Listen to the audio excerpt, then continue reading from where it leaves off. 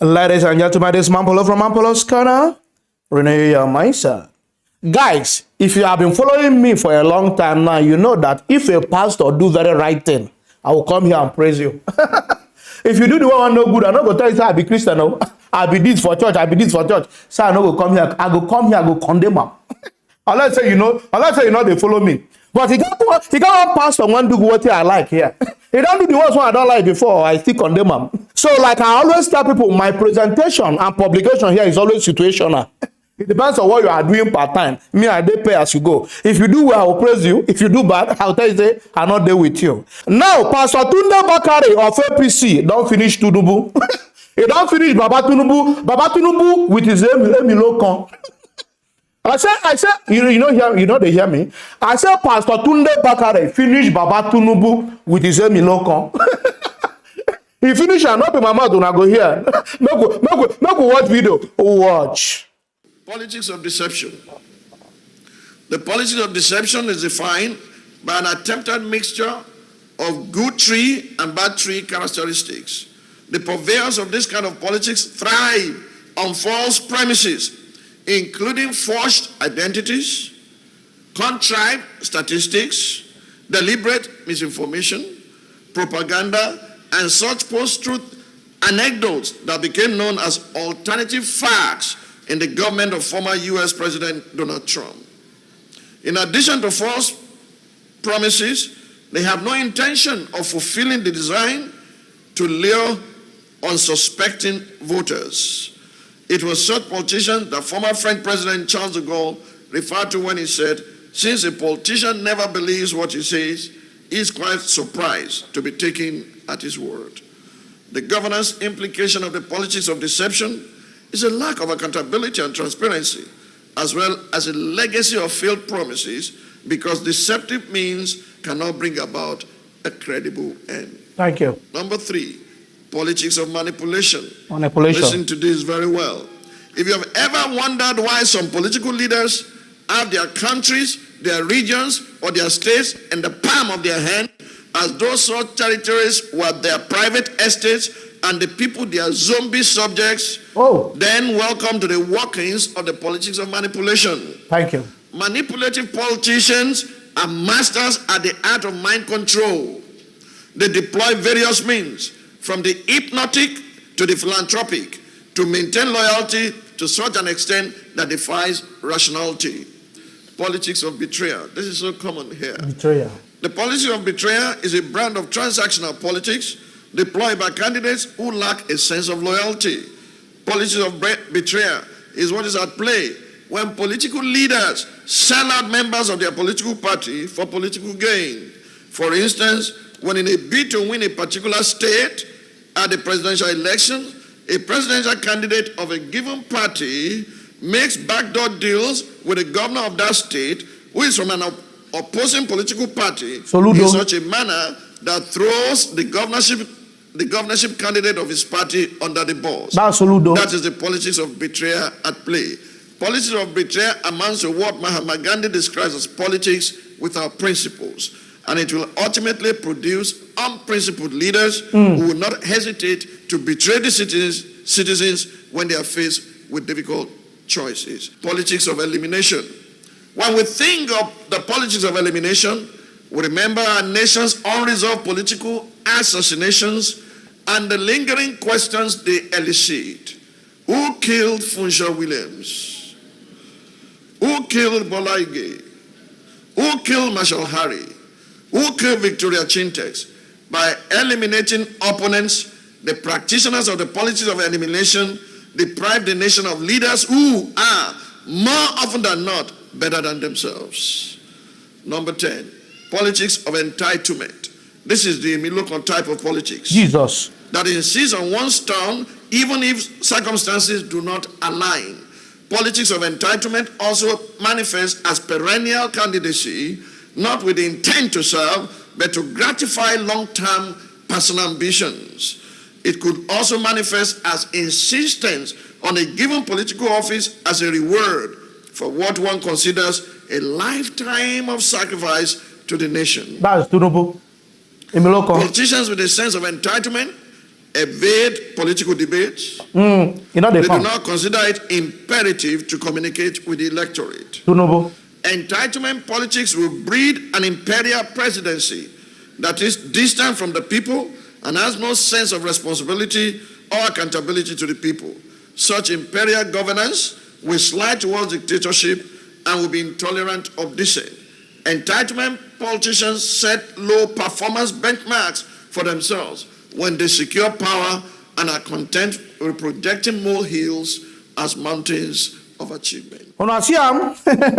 So he finished Tinubu for number 10 there. The number 10 now he finished am. He said his politics of Emilokan, self-entitlement. Because I have served, I have made people so much. It's my turn. It's all right. I don't want to talk too much. He made mention about transactional politics as well. Politics of posing as if you are a good philanthropist. You are using money to buy people, buying vote, like what you are going to see in this video now. Watch the video.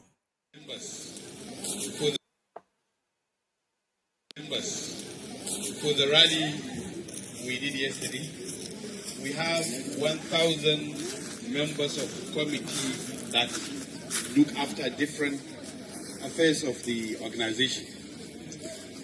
And we did not relent. We finished yesterday. We need to rest at least today, but we say we have no rest because we promised Ashwaju for the support group only 1 million votes.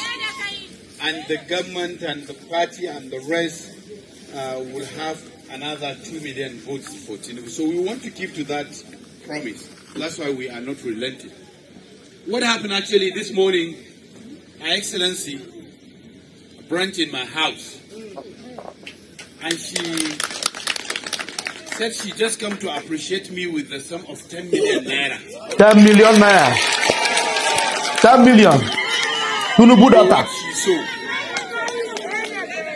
I was very happy, of course, and I request her to please come with me. She doesn't know what I'm going to do. Your Excellency, these are the people on the field, and I decide to give this 10 million naira that you give to me to them. I'm taking only 1 million naira.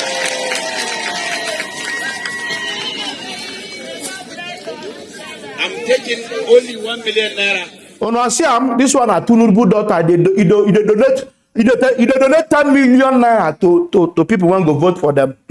Not be bribery and corruption, but that one. This is politics of transactional politics. The politics of you are posing as if you are a good philanthropist. Why you not do it before now? Now what's the reaction? Why few days to the election you they present 10 million naira to poor people? when no gun sense, when they call implantas is zombie, when they clap for you there. Why you they present them now when your papa won't be president and now you won't present them? And now for your heart now you are doing good to the masses. Meanwhile you are buying us. How many million they take even indict Doyo Kupe? I the ask now. How many million they take indict Doyo Kupe? Because they say he do cash transaction or transaction one no go through bank. This one now 10 million cash.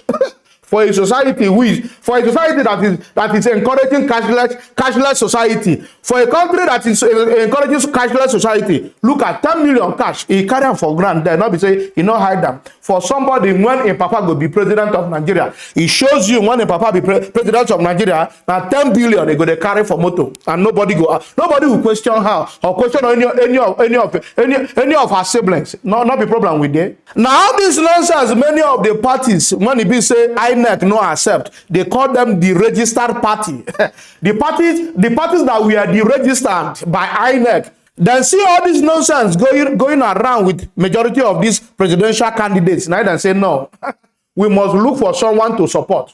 We must look for one of the candidates from the top 3 to support. We don't know who they support. All of them don't gather together. They said happy to be them must support. If you think I'm making it up, watch video. Before we go, let's tell you that some 15 political parties deregistered by INEC under the edges of Coalition of Good Governance earlier today declared their support for the presidential ambition of the candidate of the Labour Party, Mr. Peter Obi. The organization says that Peter Obi is out of the candidates contesting in the race for 2023 presidency, can stop Nigeria from disintegrating. Thank you. Now for us to clarify you properly, He get one man of God, one pastor. One tell us say we must look out for the corrupt parties and non-corrupt parties. We must look out for the corrupt candidates and not corrupt candidates. He can't use the logo. He used the party logo to differentiate them. He said, no. You see this first one, corrupt. You see the second one, corrupt. You see this third one, now that one you go vote for. He dey tell candidate. He bring their logo for TV like this. He dey differentiator for those who want to know difference between PDP, APC, and Labour Party. So that we will not be mixing them up. Man, we will not mix them up. So that we differentiate those who when they do transactional politics, when they buy your heart, they buy people, they sell vote, they buy vote. You say you know when you make mistake when you want vote to that day, you can't differentiate them. If you think I'm joking, oh yeah, now what our man of God differentiating in, even in the church, watch video.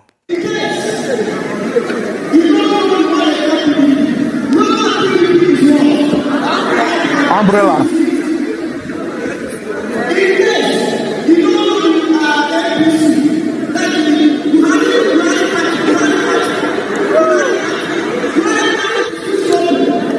Broom. Broom.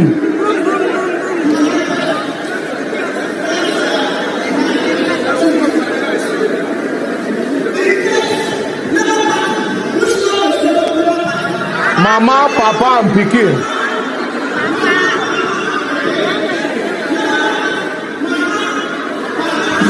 Pikin. Yes, sir.